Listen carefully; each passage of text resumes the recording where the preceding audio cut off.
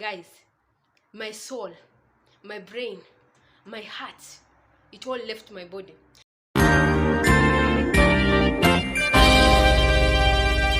Hi everyone, welcome to my YouTube channel. My name is Kemi Shah, and on my YouTube channel I do share with you my life experience working as a housemaid in Saudi Arabia. So for today's video, I'm going to be sharing with you my first experience or my first time in the plane, what I thought about it, how I behaved, how I thought things were and things were not. So if you're new on my channel, you are very much welcome. If you are my returning subscriber, thank you so much for the love. And if you haven't subscribed, please consider hitting this notification bell so that you'll be notified whenever I upload a video. So my first experience started all the way from Entebbe, which is the international airport of Uganda, to Ethiopia. So I was to board two flights, one from Uganda to Ethiopia, then another from Ethiopia to Saudi Arabia, Riyadh. So Riyadh is the capital city of Saudi Arabia. Though Saudi Arabia is a kingdom, but that is the capital city. When I reached at Entebbe, I went in with my friends that I had come with. Then we went in for the checking, our bags, our passports, the yellow fevers, the tickets, if everything is still valid, like for the ticket, if it's still working. So we went in, we sat near the cafe where we were using free Wi-Fi. For the first time in Uganda, I sat in a place where Wi-Fi was free. But after like 10 minutes, it was disconnected. So we were there seeing there are some screens, like where we wait for the planes. There are some screens where you see your flight at the time it is going to arrive and the time it is going to leave. So there are many Ethiopian planes, but every plane has its number. Just like you can see, we have a lot of Toyota cars, but every Toyota car has its number plate. So there are some people who first went in still used Ethiopia, and some other people still used Ethiopia, and then we also used Ethiopia. So there are different like number plates. So our time came, they were announcing that like people who are using this number and this, the airline of Ethiopia, you are noticed to board. So I was like, oh, now this is the time to go and step inside. So to be honest with you guys, when you see the plane above the sky, it is always small. It's like a bird. When I was young, I used to wonder, how do people fit into this thing they call a plane, which is like a bird? When you see it from the sky, it is small. But when you reach near it, it's really big. It's big, it's huge. So I was like, Vananga, this is the time to go in. We went in, we had cars that come and pick, but at Entebbe there are a few, but for some big airports, there are a lot. You come, you just get out, enter the car, then to the place where the plane is, where you are going to board in, like inside the plane, where you're going to go in the plane. So we went into the car, then the car dropped us at the plane.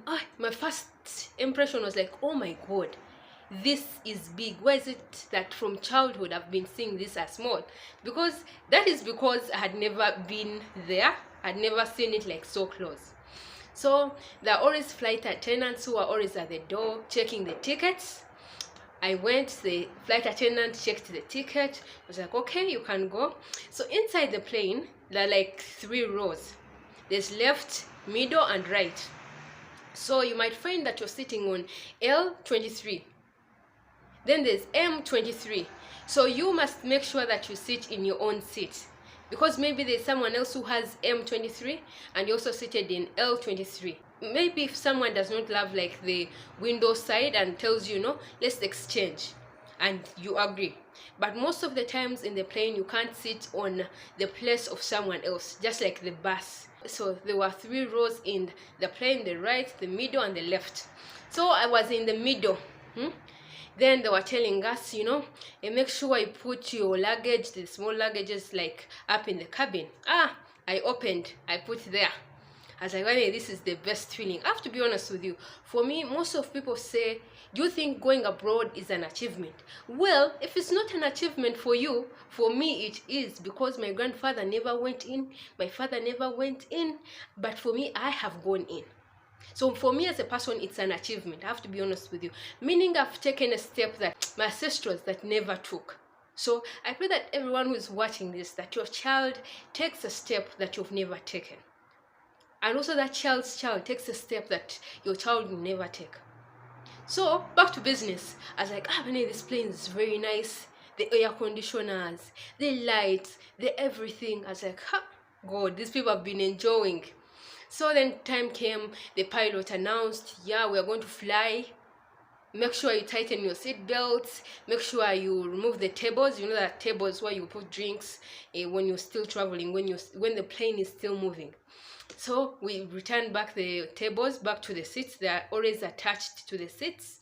Then I put on my seat belt and locked it very well and waited for the moment to fly. I couldn't wait. I'm just being honest with you guys. Today I'm like honest the way I felt. So the pilot started the plane. Guys, my soul, my brain, my heart, it all left my body. Like when he's starting, it moves like a car. Then like 3 minutes or 4 minutes, it goes up the sky. That moment is when I lost my heart, my brain, my soul. I was like, oh my God, where's my heart? So after 15 minutes, my body, my soul, my mind came back.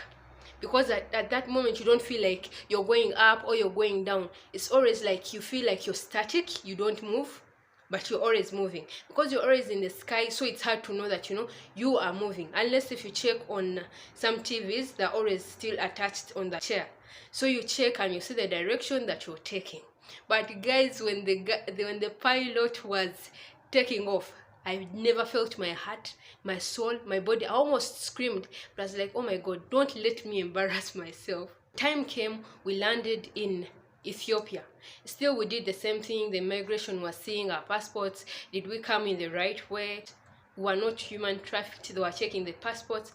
Yes, we still sat like in Entebbe. We sat, we waited for our plane to come so that we can still take off. So for this time, we went in the plane a bit early and we delayed to go. I don't know why, because when I reached there, I was really tired and I was the head of the group, but I slept and I didn't know when the pilot took off. This time I remained with my soul, with my body, but unconscious.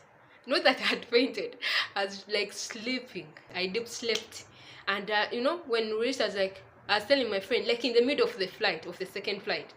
So like in the middle of the second flight, I was asking my friend, have we moved? Because when you reach in the sky, like the plane, you can't hear the plane that is moving. When you're not landing or when you're not flying off, you can't hear anything. It's like you're static because you're always in the sky. Maybe if you go in a clear place and start seeing, that the mountains like that. So I was like, have we gone? Like we were even about to reach in Saudi Arabia. So guys, that was my very first experience. I repeat this again. Very many people say, do you think going into a plane or going abroad is an achievement? If it's not an achievement for you, it is an achievement for someone else. So you can let me know how your first experience went, how you reacted to the flying off and the landing. Oh, I had forgotten the landing part. So this landing part, the first pilot kind of landed in a rude way, like pew pew, and still my body shook. My soul kind of moved, but not that much because I had already experienced the first moment he took off. But I would say I loved the landing more than the fly-off. The fly-off really took my body all away. So if you're new on my channel, once again, you are very much welcome. And if you haven't subscribed, please consider hitting this notification bell so that we can head to the journey of 1,000 subscribers. Thank you so much. May God bless you. See you in the next video. That is going to be part 2 of my second experience. So thank you. May God bless you. Bye-bye.